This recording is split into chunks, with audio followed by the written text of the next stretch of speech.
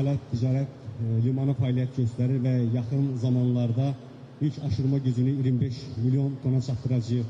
Təkcə 24-cü ilin statistikasında 11 milyon ton yük tək Azərbaycanda tranzit vasitəsilə daşınıbdır və bizim dəmir yol xətlərimiz, logistika imkanlarımız imkan verir ki, Azərbaycan burada əsas bir mövqe sərgiləsin.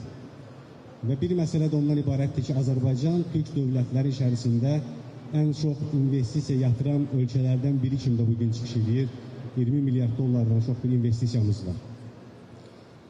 Çıxışımın yekununda bir təkliflə də çıxış eləmək istəyirəm. Yəni, burada iştirak edən sahibkarlar, müvafiq iş adamları gələcəkdə düşünməlidirlər ki, sahibkarlıq subyektləri arasında məhz